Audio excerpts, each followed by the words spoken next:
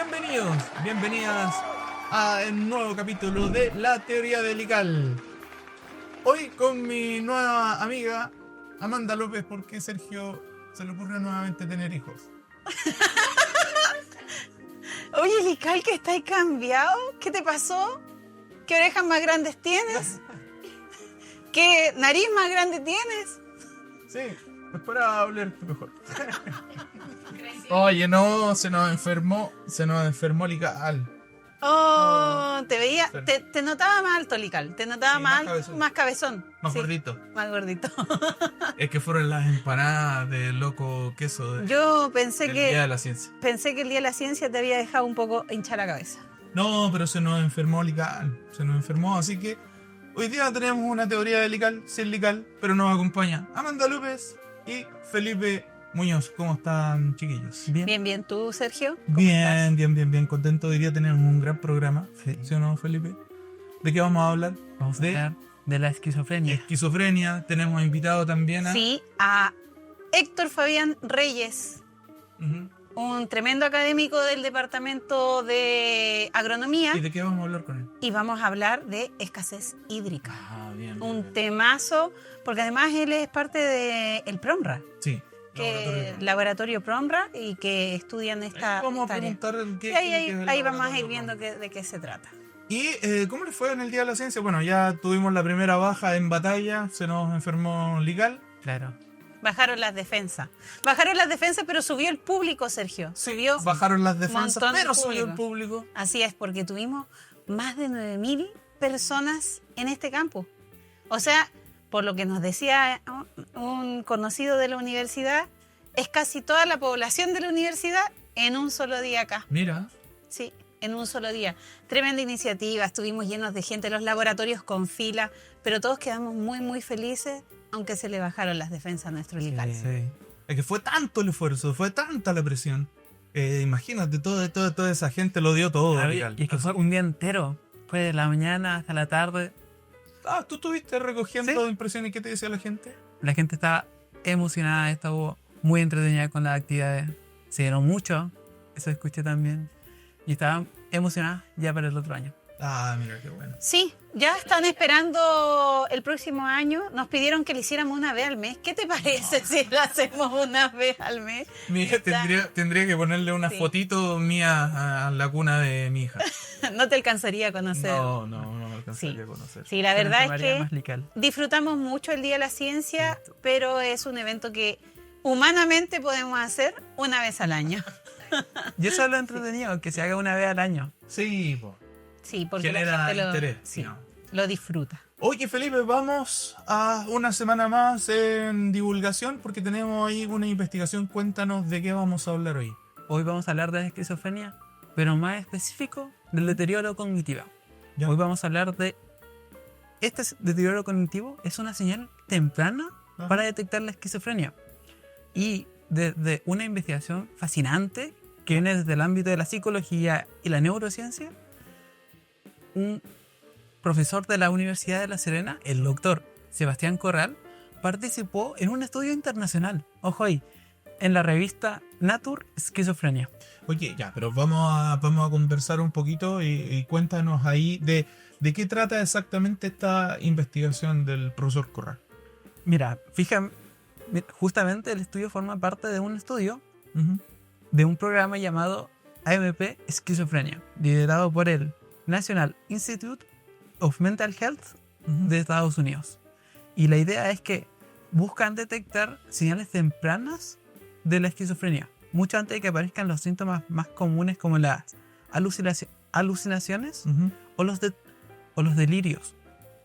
Y lo que se descubrió es que el deterioro de ciertas funciones, ojo ahí, como la memoria, el lenguaje o la atención, aparecen años antes de que se produzcan estos síntomas que son más conocidos.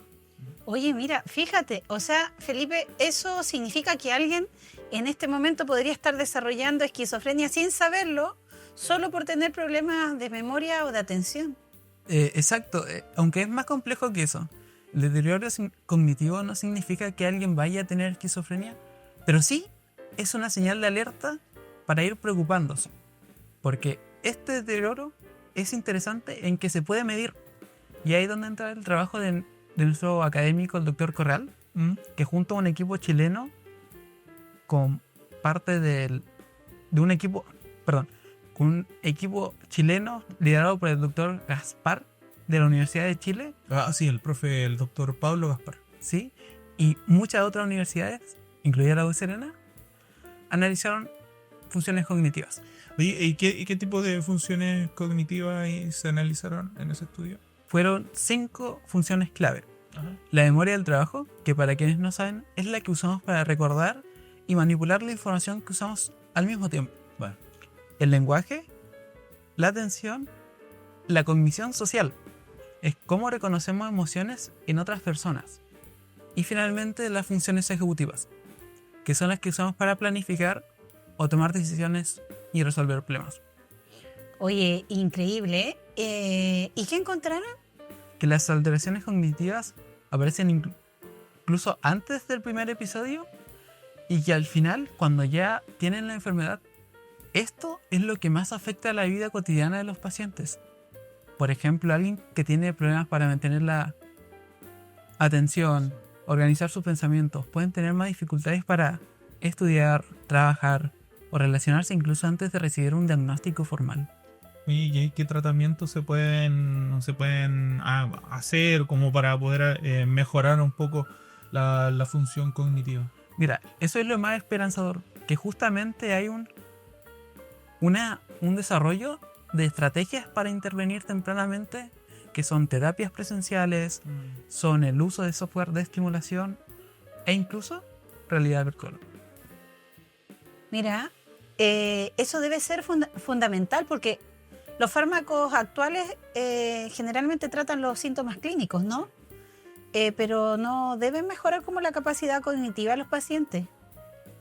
Yo creo que esto podría como prevenir un poquito y fortalecer el cerebro antes del brote, ¿o no? Estas terapias. Sí, de hecho, uno de los principales objetivos de este proyecto internacional es poder crear un medicamento que actúe directamente en estas funciones cognitivas. Y es algo que eso hoy en la actualidad no existe. Y a largo plazo se busca capacitar más profesionales en centros de salud, escuelas, para detectar tempranamente estas señales. Porque si se detecta a tiempo, se puede intervenir antes y así mejorar la calidad de vida de las personas que están en riesgo. Oye, tremendo lo que nos trae Felipe hoy día. Oye, y como de costumbre, bueno, ya lo saben quienes nos ven, nosotros hacemos un resumen ejecutivo por si nos perdimos un poquito, y ahí para que nos puedas dar los detalles precisos de esta investigación. No hay un resumen. Para quienes perdemos la atención. Sí. Sí, déjamelo a mí, yo me encargo. Mira, hoy hablamos de un estudio que revela que el deterioro cognitivo puede predecir la esquizofrenia mucho antes de que aparezcan los primeros síntomas. El doctor Sebastián Corral, de la Universidad de La Serena, académico de acá, participó en una investigación internacional que detectó alteraciones tempranas en funciones como la memoria, la atención y el lenguaje en personas de riesgo de esquizofrenia. Estos problemas aparecen años antes de que aparezcan el primer brote psicótico y afecta más la vida diaria de lo que uno puede pensar que son los síntomas de alucinaciones. Y este estudio promueve terapias cognitivas tempranas, el uso de tecnología y la aplicación de nuevos fármacos. También busca capacitar a profesionales para detectar estos síntomas, estos signos a más temprana edad. Oye, súper. Nosotros parece que en la oficina de divulgación vamos a tener que ir donde este profesor porque por lo menos Lical y Sergio pierden la atención, ¿no? Y yo también pierdo. Somos una oficina de dispersos, pero somos creativos. Oye, Felipe, muchas gracias por traernos a este tema que también es súper necesario y que a veces no se conversa mucho. Es reconfortante saber cómo la Universidad de La Serena también está aportando con este tema, con esta investigación que también tiene ahí un impacto a nivel mundial. Eso. Y finalizando lo que es la participación del doctor, Corral demuestra todo lo que es el compromiso de la Universidad de La Serena con la salud mental y la ciencia internacional, porque el mensaje que nos deja esta investigación, todo este trabajo, es que si aprendemos a identificar los cambios en nuestras funciones mentales, podemos prevenir problemas mayores en el futuro. Bien, muchas gracias, Felipe. Tremenda investigación ahí del profesor Corral, al quien le mandamos un saludo. ¿Y qué viene ahora, Amanda? ¿Sabes qué? Viene algo muy importante. Viene, antes de nuestra cortina, viene recordarle a la gente que por el mes de octubre, Buenísimo. ¿a quién tenemos acá? Qué buen detalle. Tenemos al Museo Interactivo Mirador. Al Museo Interactivo Mirador, que está desde el Día de la Ciencia con nosotros, que recibió hartas visitas y que está bien bonito todos sus módulos. Tienen 11 módulos interactivos para todas las edades. Perdón, Así ¿qué te dijo la gente, los niños, cuando Estuvieron muy emocionados, estuvo muy entretenida. 11 módulos, casi 11 módulos. 12 módulos interactivos de astronomía, travesía solar? Travesía Solar se llama la experiencia, y además está abierto para colegios y para público general. Nos pueden escribir, pueden ¿Dónde seguir. está el enlace? El enlace está en nuestras redes sociales, pues Sergio. Hace días que está en redes sociales. Ustedes van a las historias recientes, buscan la lámina donde aparece Travesía Solar y el enlace y se inscriben. Todavía quedan algunos cupos. Los colegios, traigan a los niños, traigan a los colegios, porque el MIM no viene siempre. Y viajar hasta el MIM a veces se puede hacer un poco más complejo, así que aprovechen la oportunidad de visitar la experiencia Travesía Solar del MIM acá en la Universidad de La Serena, en el campo Andrés Bello. ¿Y dónde está ubicado? Porque nos han preguntado dónde está ubicado. Raúl Vitrán 1305 en el campo Andrés Bello, Colina El Pino, podríamos decir, ¿o no? Y específicamente en el gimnasio. Sí. En el gimnasio Al techado. lado de las canchitas de fútbol ahí ustedes. Al lado de las canchitas. Oye, despedimos a Felipe porque traemos un gran invitado, ya Amanda lo había comentado. Fabián Reyes nos va a acompañar para hablar sobre el uso eficiente del recurso hídrico. Así que invitamos a Fabián, hacemos la cortina. Hagamos la cortina. De derecha a izquierda, nos vamos.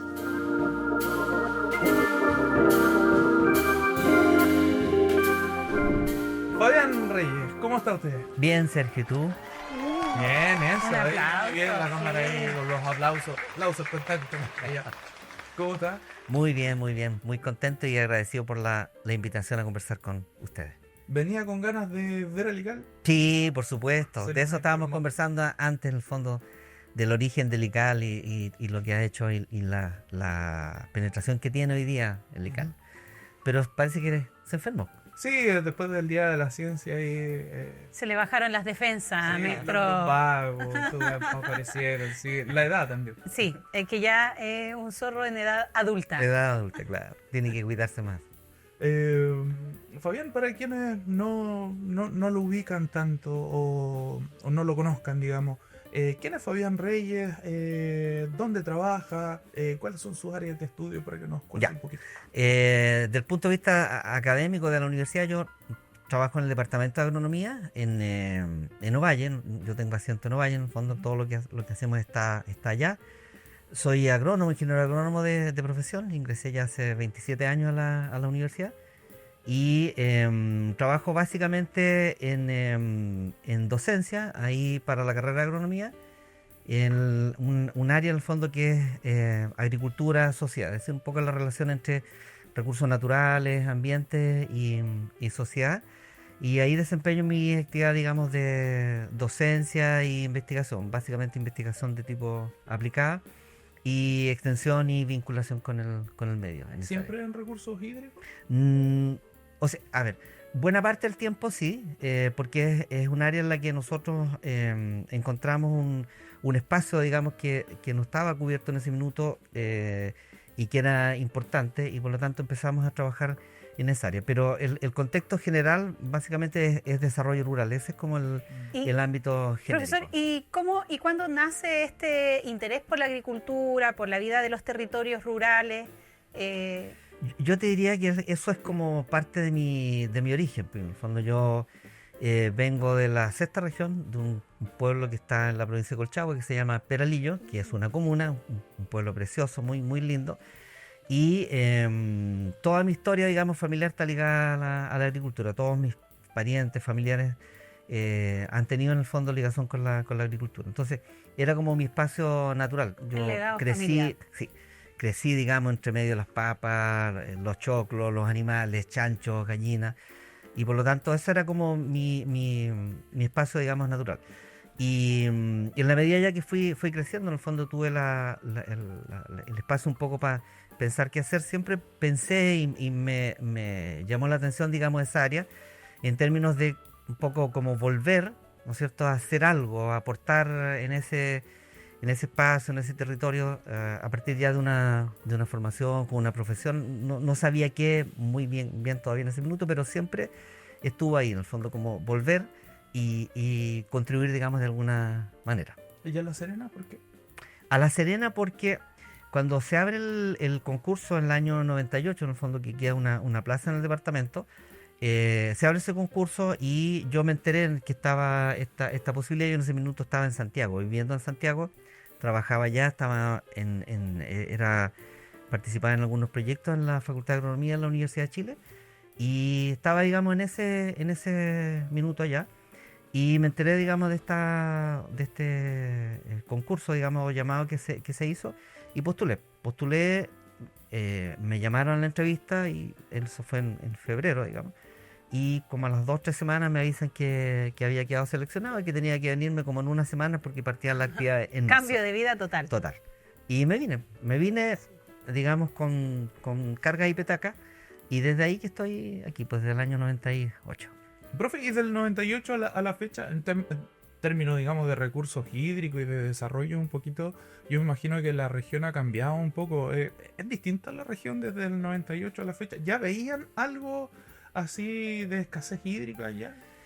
Sí, al 98 ya sabíamos en el fondo que la región es seca, porque esa es la condición natural. O sea, esta región, las zonas áridas y semiáridas, siempre han tenido esta condición por largos años. Este desbalance entre la oferta de agua y la demanda. Eso es nuestra característica. Entonces, la falta de agua no es un problema en ese sentido, es nuestra condición. Así somos. Entonces, también eso es igual de interesante en términos de cómo uno enfrenta el tema. Lo que sí ha ocurrido es que en los últimos 15, 20 años, producto, digamos, del cambio climático, se han ido acentuando periodos más extremos de escasez. Entonces, sequías más prolongadas, periodos de escasez más intensos. Y eso debiera mantenerse. En el fondo, nosotros debiéramos ir hacia tiempos, digamos, con una disminución de las precipitaciones y aumento de las temperaturas graduales, pero vamos camino hacia allá. Es decir, vamos a ir siendo cada vez un poquito más secos. Y por lo tanto, eso exige que tengamos que ir pensando cómo nos adaptamos. Y eso, en el fondo, lo que yo creo que también ha ido viéndose en la región en todos estos años. Hemos ido aprendiendo, desarrollando más conocimientos sobre eso, entendiendo cómo funcionan las cuencas, cómo funciona el ciclo hidrológico particular de estos territorios, y de esa forma ir levantando, ¿no es cierto?, acciones que ayuden a la sociedad en su conjunto a adaptarse. Y en términos sociales, yo creo que sí, en el fondo, en términos socioeconómicos hay un cambio, hay evolución, se nota en las construcciones, se nota en el fondo en las vías de comunicación, el acceso a tecnología. En el fondo, uno no podría no decir que no ha habido un cambio en términos de desarrollo. O sea, eso es más o menos evidente. Oiga, profesor, usted se formó en la Universidad de Chile y hizo un doctorado en Francia. Y cuando inicia su vida académica de investigador, cuando postula este cargo, ¿qué aprendizajes para ustedes fue clave para poder desarrollarse en esta área que hoy día se desarrolla como académico?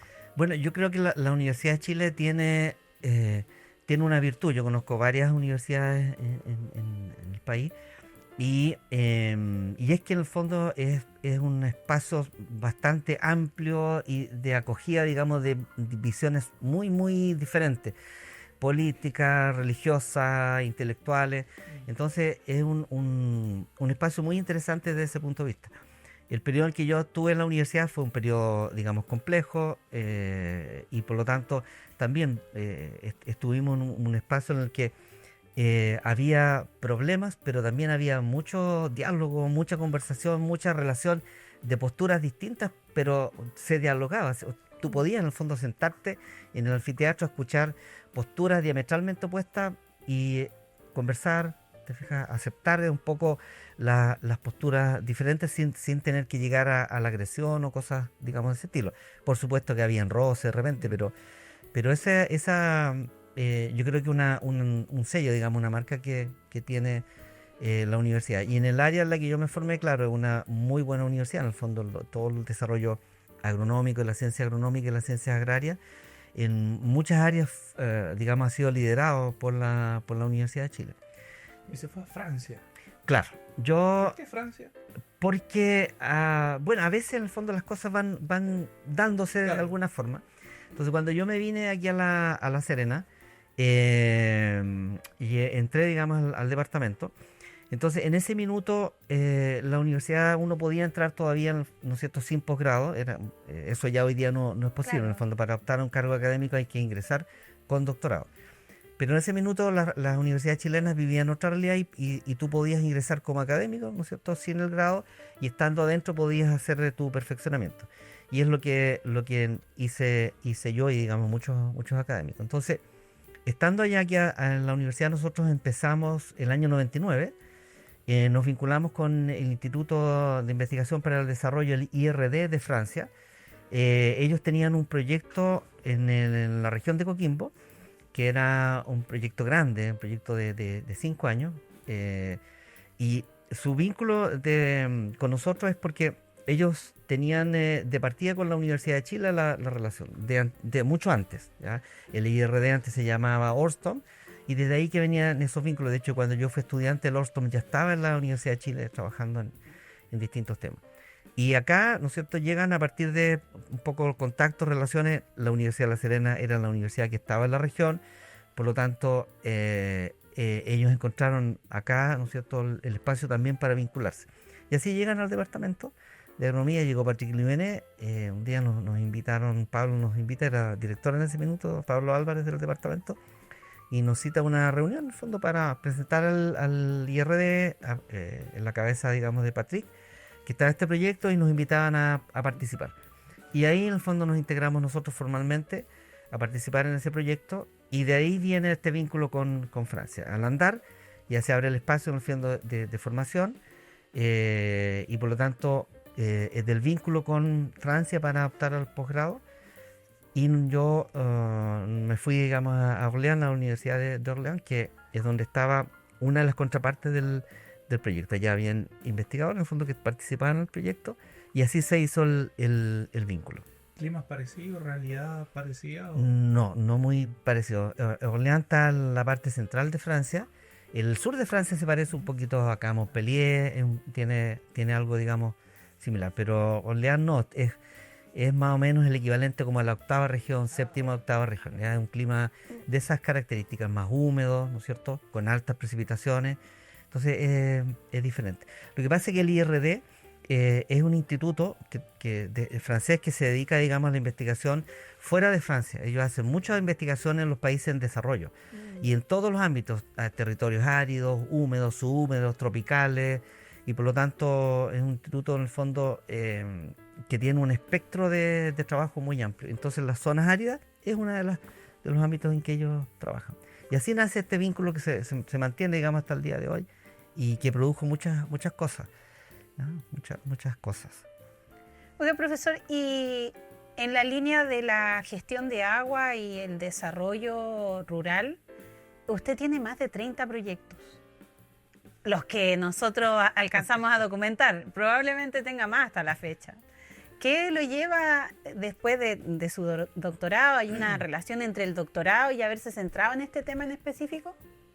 Mira, bueno, ahí todos esos proyectos en el fondo también es el trabajo de mucha gente. Ya uno, Sí. En los proyectos en general, uno está a la cabeza o dirigiendo, siendo codirector, pero en realidad es el trabajo de mucha gente, y en este caso particular de todos los colegas que están en el laboratorio PRONRA, que es una creación que tiene el departamento. Ya tiene más de 12 años, 13 años siendo el laboratorio. Y lo que pasa es que después del doctorado, ¿no es cierto?, nosotros empezamos a ver, Pablo se fue primero, Pablo Álvarez, que es el colega con el que creamos el laboratorio PRONRA, y él trabajó directamente en agua, era su tema.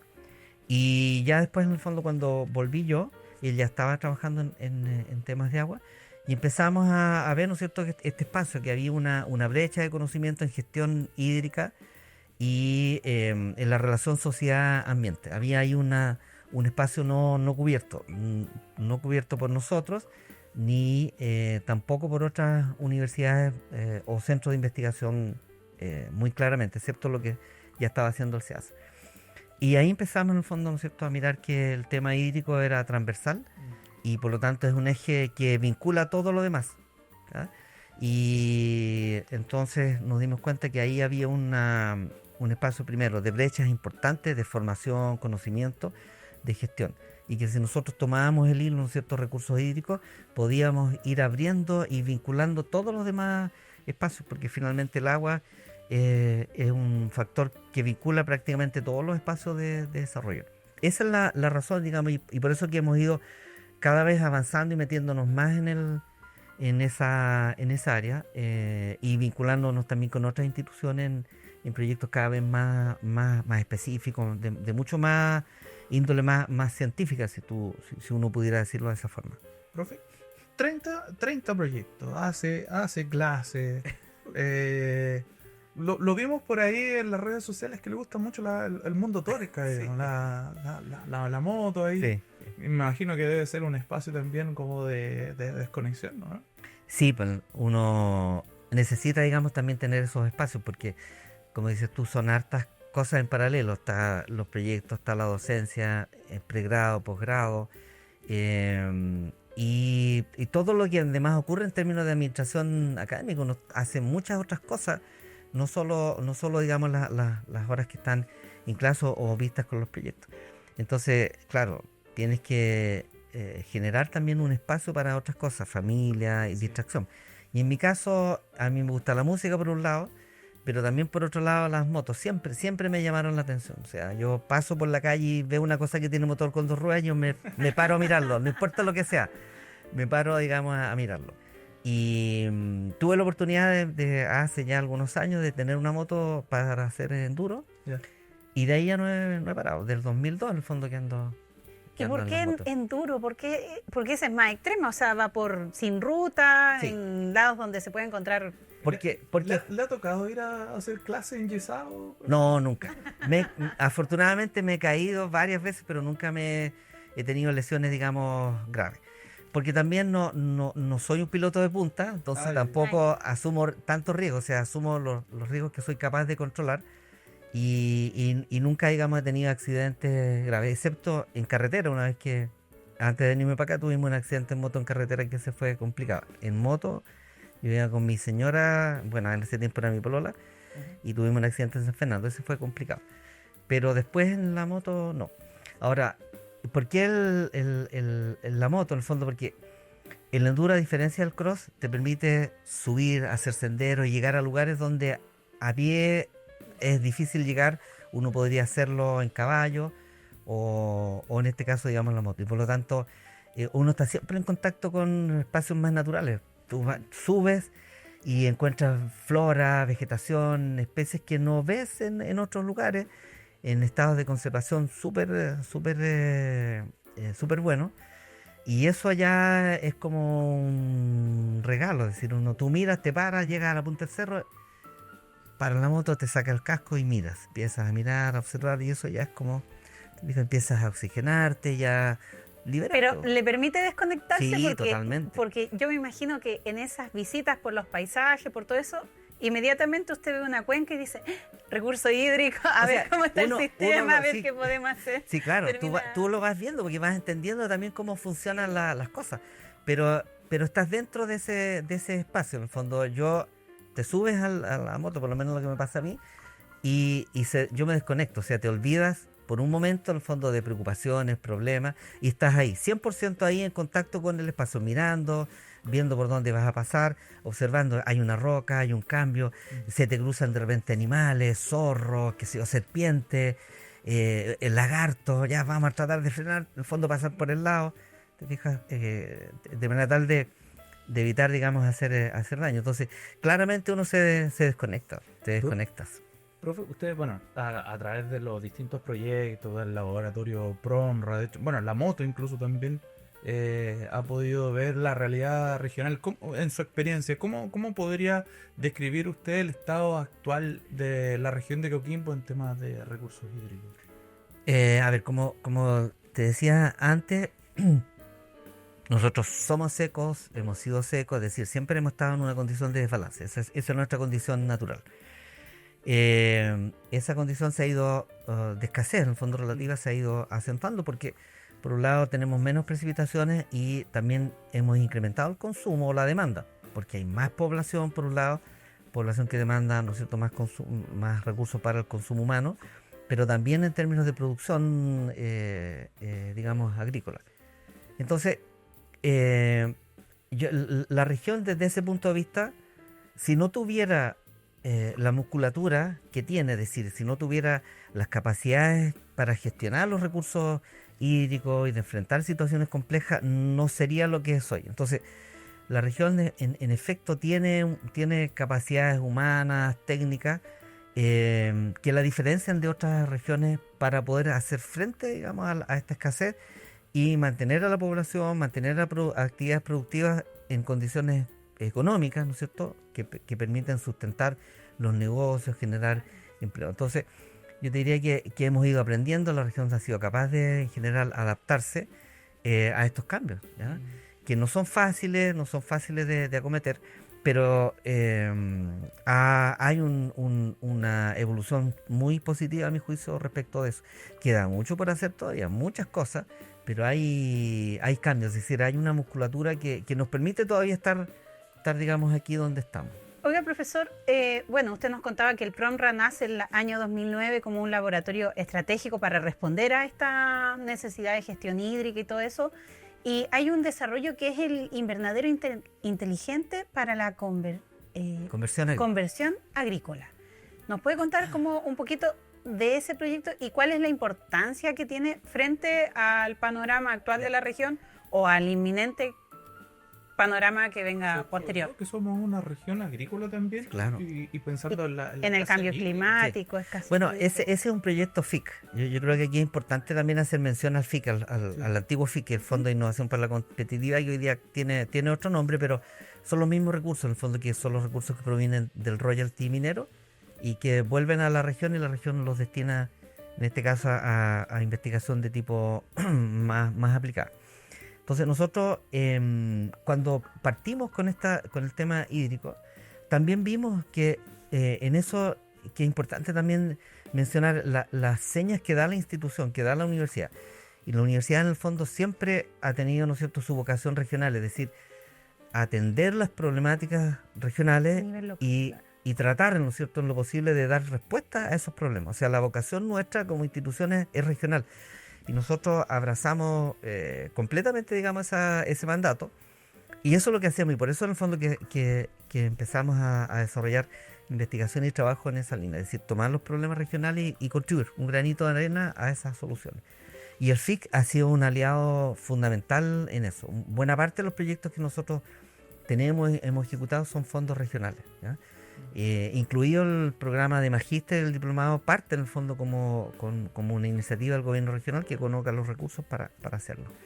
Y el invernadero inteligente es un proyecto que nosotros adjudicamos el año pasado, en un concurso del año pasado de los FIC, adjudicamos 5 FIC, y que ya van a partir, digamos, este año. Y ese proyecto lo que hace es, por un lado, poner en valor todo lo que hemos ido haciendo en el Consorcio Tecnológico del Agua, que es un proyecto que levantó el laboratorio PROMRA en plena pandemia. En el fondo lo adjudicamos y partimos en el 2000 con pandemia. Y en ese proyecto nosotros desarrollamos muchos sensoramientos, en el fondo, que es tecnología para monitorear, sensorizar y aplicar a la gestión de recursos hídricos. Entonces, este invernadero lo que hace de alguna manera es desarrollar un prototipo de invernadero inteligente, ¿no es cierto? Es decir, con IoT, usando todos los sensores y equipamientos que nosotros tenemos, más otras cosas, por supuesto, que vamos a desarrollar ahora, para permitir, ¿no es cierto?, el manejo de una unidad de producción estándar, y por lo tanto va a haber un piloto que se va a desarrollar en Ovalle, en el Campo Limarí, Y ese piloto después se va a replicar a escala real en el Choapa, porque ese proyecto está localizado en la cuenca del Choapa. Y ahí lo que vamos a hacer es monitorear, ¿no es cierto?, variables atmosféricas, las variables propias, ¿no es cierto?, del ambiente del invernadero, y con eso ayudar a la toma de decisiones, a gestionar las entregas de agua, la nutrición, el fondo, la ventilación, todas las variables propias de una unidad de producción que permita reducir en el fondo y hacer más eficiente el consumo de agua en un espacio que es un invernadero que es distinto al cultivo en aire libre. Entonces hay que monitorear una serie de variables que son diferentes a si uno hiciera producción al aire libre, en una cuenca en el fondo que tiene una marcada agricultura tradicional, de corte tradicional, mucha hortaliza tradicional, con pequeños agricultores en su mayoría. Entonces está claramente es un salto tecnológico importante. Entonces, detrás de esto hay también desarrollo de capacidades en las personas. Hay formación, hay que preparar a las personas para que puedan aprender a usar, digamos, toda esta tecnología que es una tecnología, ¿no es cierto?, de moderna. No es compleja en el fondo, o sea, es compleja todo lo que está detrás, sí, pero en términos de uso no lo es tanto. Entonces el desafío va en esa línea, es decir, preparar a los productores para lo que viene, es decir, acercarlos a tecnología de estas características y permitir, ¿no es cierto?, el paso de una agricultura que no lleva registro, digamos, preciso de los consumos, lo que sea una agricultura un poco más precisa que permita mejorar la eficiencia en el uso de los recursos. Ese es el principio que está O detrás. sea, esto se gesta desde el proyecto, el Consorcio Tecnológico del Agua, Quitay-Anco. Quitay-Anco se llama, ¿no? Claro, Quitayanco, sí. Hace una semanita estábamos contando de que cerró su primera etapa Sí. y estaba Sí, dando un sí. salto Sí. hacia una nueva etapa. Exacto.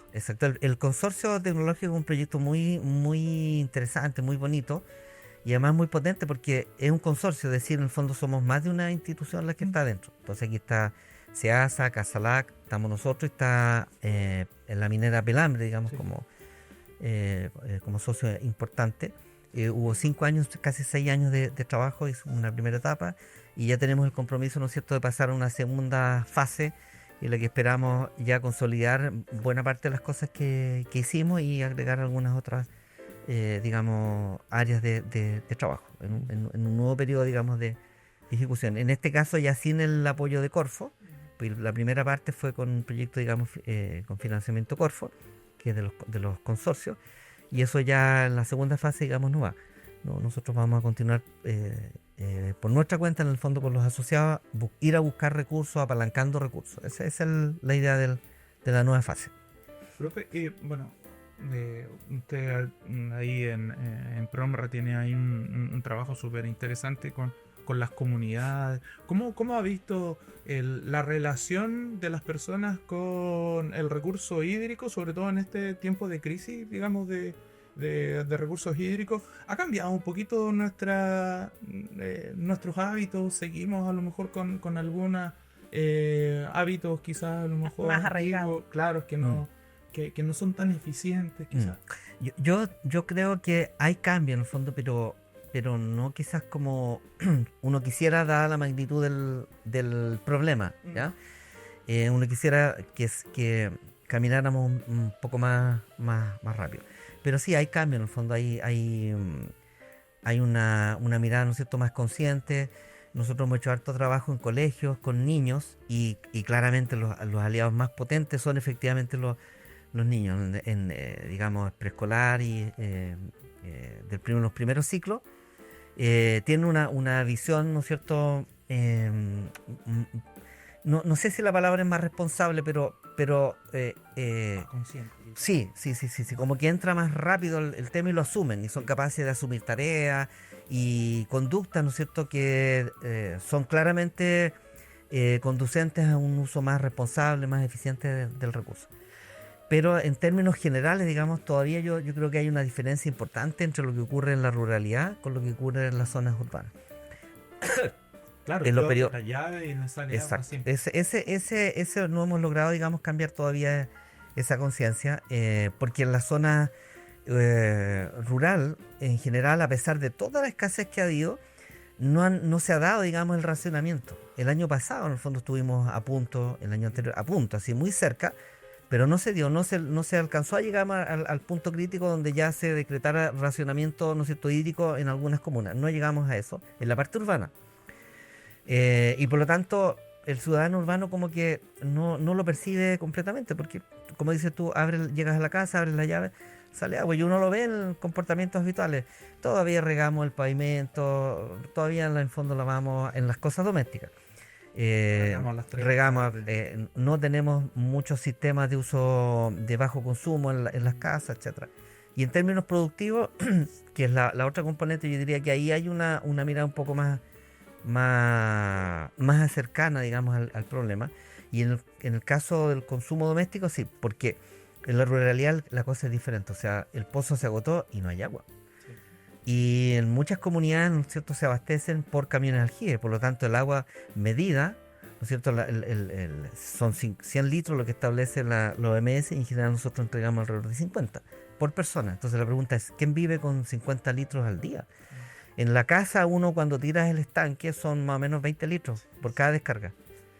Entonces saca la cuenta cuántas veces uno hace eso, y te comiste ya, una sola persona se comió prácticamente el de la familia. Entonces se vive de manera diferente. Por eso que el tema de la ruralidad y lo que uno puede hacer con los sistemas sanitarios rurales, que es un área en la que nosotros hemos trabajado harto, y de hecho en los FIC del año pasado tenemos FIC, aparte del que estábamos conversando recién, con sistemas sanitarios rurales, y en los FIC de nuevo de este año que nos ganamos, el departamento adjudicó 5 y nosotros en el laboratorio tenemos 3.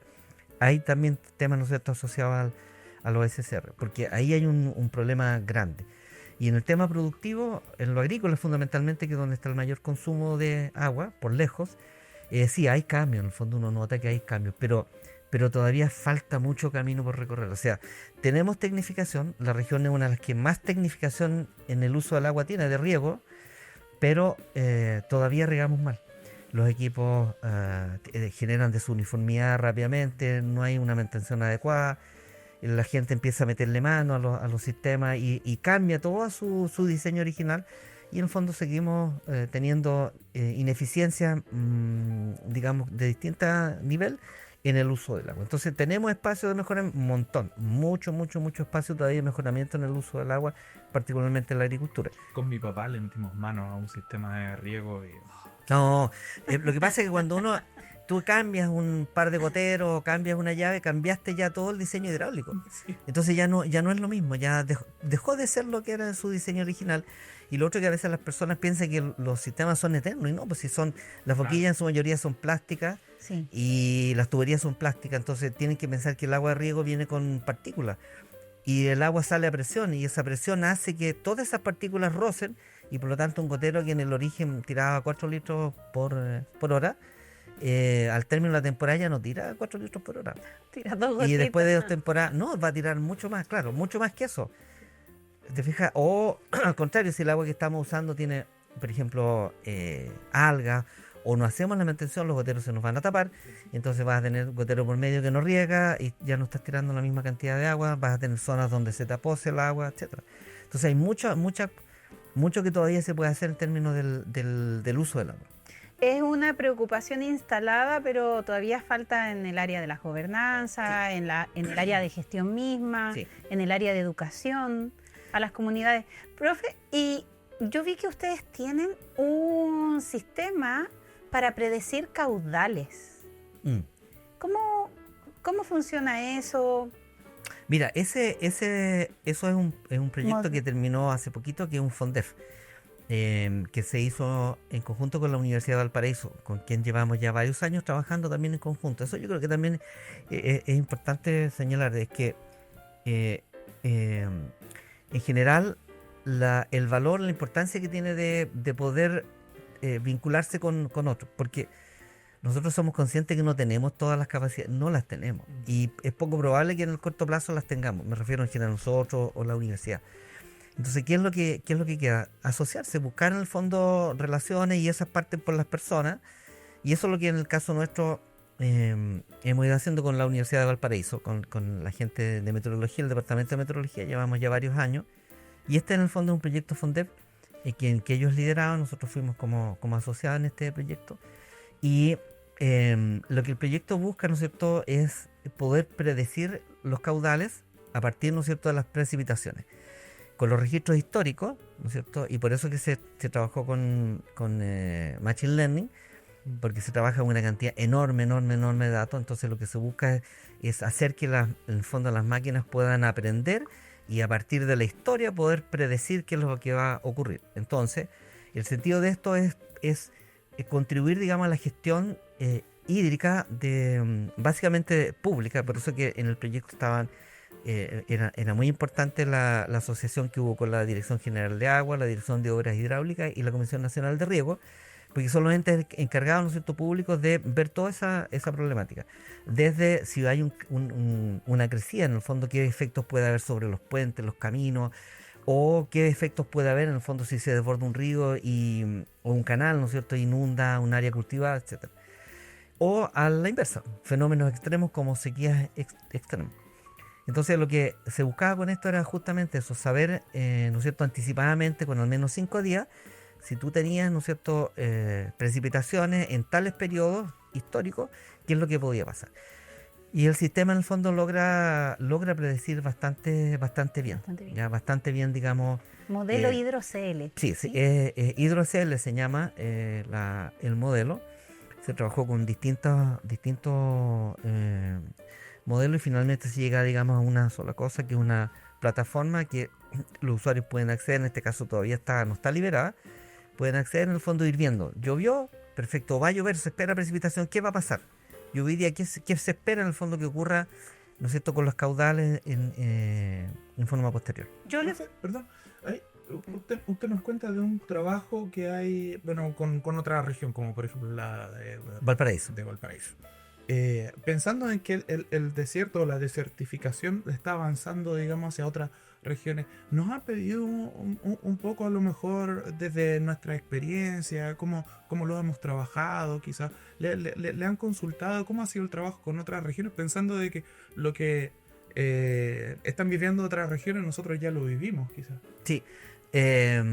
Nosotros, bueno, hemos tenido vínculo con la región de Valparaíso bastante y con Atacama. Yo diría que con Atacama un poco menos, pero hemos hecho hartas cosas con ellos. Dentro del consorcio, en el fondo, nosotros hicimos varias cosas con ellos. Instalamos una serie de sensores de pozos profundos, de manera tal de llevar, digamos, los desarrollos que nosotros hemos logrado hacia allá. Hemos tenido vínculos con las organizaciones de usuarios de agua. Y con la Universidad de Atacama, fíjate que hemos tenido algunos vínculos, pero no hemos hecho hasta ahora, digamos, proyectos o cosas de esas características. Pero sí nos hemos vinculado con otras entidades como Corfo, por ejemplo, que nosotros adjudicamos. El primer proyecto que empezamos a hacer junto a Valparaíso fue un proyecto de Corfo, en el que desarrollamos un modelo fenológico de la vid. Y eso lo que buscaba en el fondo era tratar de predecir también, ¿ya?, porque Valparaíso trabaja muy bien en eso, el desarrollo fenológico de la vid y por lo tanto saber cuáles eran los manejos agronómicos a realizar y no trabajar, digamos, por pautas estándar. En general la fruticultura o nosotros en la agricultura estamos acostumbrados a trabajar, digamos, como por pauta. Mira, corresponde ahora aplicar esto, esta es la dosis, corresponde hacer esto, esta es la dosis. Y por lo tanto el proyecto lo que decía, bueno, esto depende del desarrollo fenológico. Si hay un adelantamiento de una fase, entonces corresponde tal cosa. Y si esa fase está en tal porcentaje, entonces no corresponde hacer, por ejemplo, una aplicación de un producto en la misma cantidad. Y por lo tanto la idea de esto era regular el manejo, hacer un uso más eficiente de los recursos económicos, particularmente en el caso de los recursos naturales, el agua. Y ese proyecto en el fondo generó un modelo también, generó mucho vínculo con la comunidad. Entonces, hemos tenido acercamientos con Atacama también. Hay ejemplos claros de eso. Y después, en el fondo, hemos trabajado con las organizaciones de usuarios de agua fundamentalmente. Con la universidad no hemos tenido un desarrollo formal en proyecto, pero sí en otras actividades. En otras actividades nos hemos vinculado con ellos. Oiga, profesor, vemos que, bueno, detrás de todo lo que es la academia y todo eso, también vemos que es una persona muy comprometida con la comunidad, porque todos los modelos que ustedes desarrollan, los desarrollan pensando en que respondan a necesidades territoriales específicamente y con la comunidad. Y eso significó además que a usted como persona lo reconocieran recién el año pasado con la medalla Rector Hilario Hernández. La Asociación de Universidades Regionales lo reconoció. ¿Cómo vivió ese reconocimiento en lo personal, en lo académico? ¿Cómo fue para usted ese momento? Hay Sí, harto claro, trabajo. claro, claro. Bueno, primero en el fondo me sentí muy honrado. Ese fue la primera, el primer sentimiento. En el fondo me sentí de verdad muy honrado con ese reconocimiento. Al principio como que no me lo creía, digamos, porque uno siempre piensa que en realidad no es tanto, no es tan significativo, y que en realidad uno mira a sus colegas y ve que también hay académicos, ¿no es cierto?, investigadores que han hecho tantas cosas. Entonces a veces, bueno, uno piensa que en realidad no es merecedor de eso, y que puede haber otros que tienen eventualmente más mérito a partir de lo que uno mismo conoce, los demás. Entonces eso fue como lo primero. Y ya después, en el tránsito, ¿no es cierto?, a la ceremonia, no, muy especial. Realmente la ceremonia en sí misma muy emotiva, porque fueron reconocidos académicos de todas las universidades, ¿no es cierto?, que integra la red. Y me encontré con amigos. Por ejemplo, fue reconocido otro agrónomo de la Universidad de Tarapacá, con el que fuimos compañeros de universidad. Él era un poquito más viejito que yo, y estaba un año antes, pero tuvimos algunos cursos juntos, y también reconocido. Y fíjate que también me llamó mucho la atención que de todos los que se reconocieron, había 4 agrónomos de formación agrónoma, en áreas distintas, en sus áreas después de trabajo, digamos, un poco distintas al tema agronómico propiamente tal. Entonces, eso también fue muy especial, porque ver a amigos de tantos años y tanta gente, ¿no es cierto?, valiosa. O sea, cuando iban relatando lo que habían hecho, realmente académicos, ¿no es cierto?, con una contribución a sus regiones, a sus universidades, muy importante. Entonces, estar ahí en el medio, por supuesto, uno se le hincha su corazoncito, y solo agradecer, pues agradecer en el fondo a la universidad, en el fondo a nuestras autoridades y a las demás universidades, en el fondo, que dijeran sí, ok, está dentro de quienes pueden merecer, digamos, un reconocimiento. Entonces eso es un orgullo tremendo, y para en lo personal, y también siento yo para la universidad, es decir, que pueda estar dentro de ese grupo de personas. Y ya después la ceremonia que vino después, por supuesto, también muy bonita, mucho diálogo, mucha conversación con otros académicos, con autoridades de otras universidades. Fuimos en la misma ceremonia después un concierto en la universidad. No, muy merecido premio, sí, por demás, sí, muy sí, merecido, sí. porque Yo hasta el día de hoy, en el fondo, lo agradezco. Soy un agradecido de eso, agradecido en el fondo de las cosas que me ha tocado vivir, y sobre todo el espacio que tuve cuando ingresé a la universidad. Yo eso siempre lo digo. En el fondo, yo me siento un privilegiado en el sentido positivo de haber podido entrar a la universidad en el año 98, haber quedado seleccionado, y haber podido después optar en el fondo al perfeccionamiento, que la universidad haya dicho sí, vamos a apoyar en el fondo el perfeccionamiento, la salida del doctorado, y todo el apoyo que hemos tenido hasta ahora, porque sin el apoyo también institucional, que cree en los proyectos que uno hace y está dispuesto a poner una firma, uno tampoco podría hacer. Entonces también no es solo las ideas que uno tenga, que pueden ser a veces muy buenas, a lo mejor otras no tan buenas, pero si una autoridad en el fondo no cree en eso y no está dispuesta a avalarlo, tampoco uno podría avanzar mucho. Entonces también yo reconozco todas las autoridades que nos han apoyado en el fondo desde que nosotros empezamos a trabajar ya en proyectos y cosas, digamos, de esta envergadura hasta el día de hoy. Así que yo me siento un agradecido de eso, y espero, digamos, poder estar más tiempo haciendo cosas que tengan sentido en el fondo, y que tengan valor para el territorio. Profe, y ya como para ir cerrando un poquito, si pensamos hacia el futuro en la región de Coquimbo, 10 o quizás 20 años, pensando en la gestión del recurso hídrico, ¿seremos capaces un poquito de convivir mejor con la escasez? Yo creo que sí. Yo soy un convencido de que nosotros podemos, en el fondo, desarrollar capacidades, en el fondo, musculatura, para adaptarnos y hacer frente, digamos, a lo que se nos viene. Hay espacio, en el fondo, todavía de mejora, prácticas concretas, y hay mucho espacio todavía de desarrollo, de creación. En el fondo hay muchos investigadores jóvenes que están ingresando, nosotros lo vemos en los estudiantes nuestros y con muchas cosas que a nosotros no se nos han ocurrido y ahí están. Y que van a ser, en el fondo, a mi juicio, la base con la cual vamos a poder seguir. Entonces, yo creo que hay que tener fe, hay que confiar en eso, hay que confiar en las generaciones nuevas, confiar en el fondo en las instituciones, de que es posible. En el fondo, y eso no lo digo por buena crianza, yo soy convencido que tenemos la capacidad en general, la región, no solo la universidad, todo lo que hay en la región, porque la región tiene una capacidad, ¿no es cierto?, importante. Hay universidades, hay centros de investigación, hay entidades públicas, en el fondo, que creen en esto. Hay una estrategia de desarrollo regional que guía y que apunta hoy día fuertemente al tema hídrico, como lo hizo en la estrategia anterior. Y hoy día con bastante más focalización, con recursos disponibles. Entonces, hay espacios, por supuesto, hay un espacio, ahí uno puede decir, sabe que estoy en una cancha donde no hay jugadores. No, hay una buena cancha, tiene pastito, yo creo que se pueden hacer Oiga, muchas profe, cosas. se nos pasó rapidísimo la hora, Sergio, pero ¿sabéis qué? No nos queremos ir sin pedirle primero un consejo para las comunidades, organizaciones locales o para los estudiantes que quieran avanzar hacia un uso más sustentable del agua, o en el caso de los estudiantes que se quieran formar en el área de la agronomía, de las ciencias agrarias o las áreas afines a lo que ustedes desarrollan. Yo no sé si consejo, pero sí pienso yo que uno tiene que primero confiar en que podemos salir de todos los problemas que se nos presentan.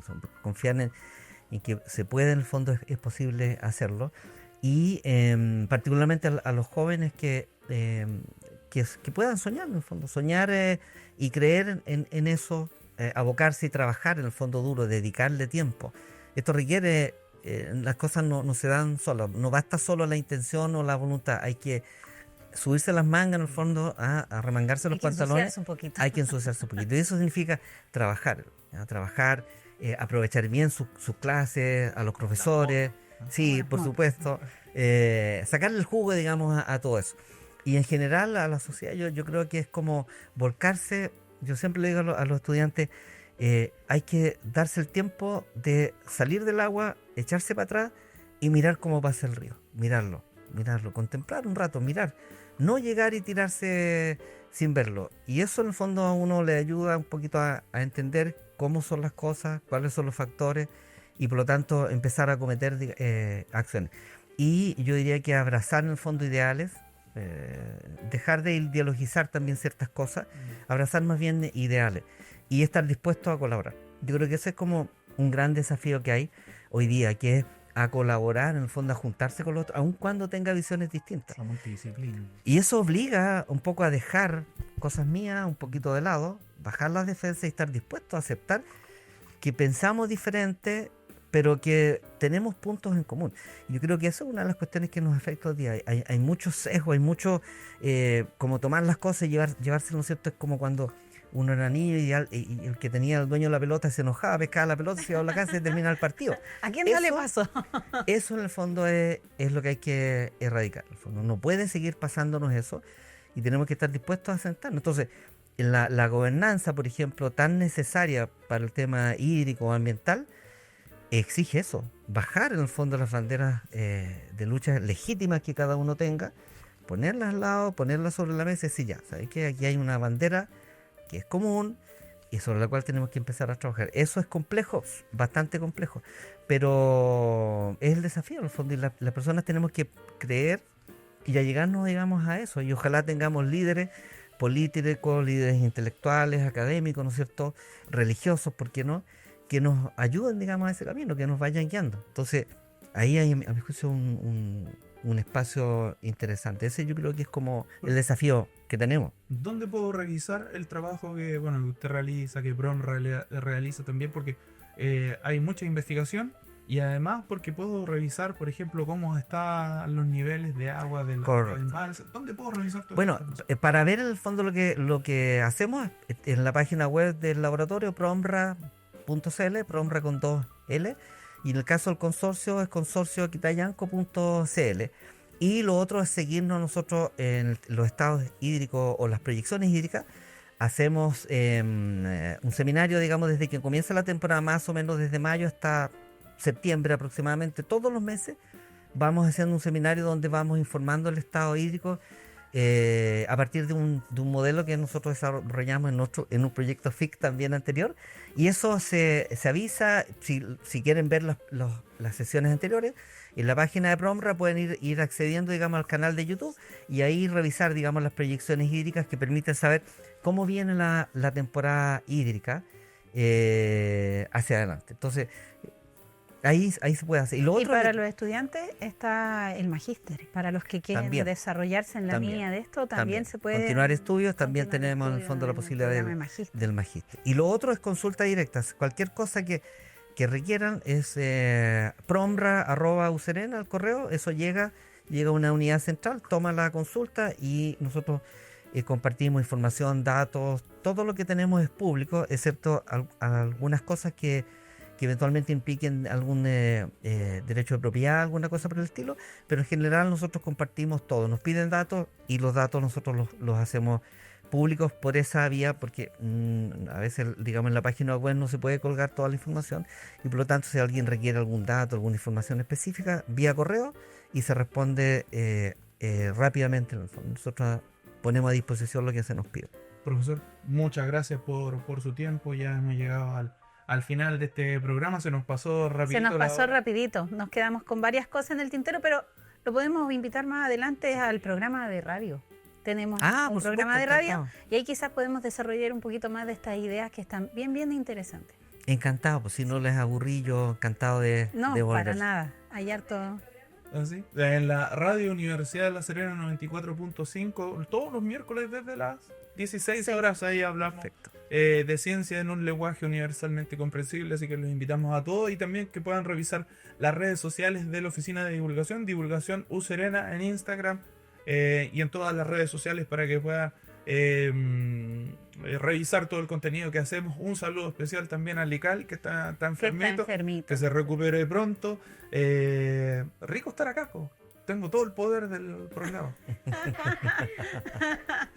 Bueno, nos vemos en una próxima ocasión. Esperamos que ya Lical esté recuperadito.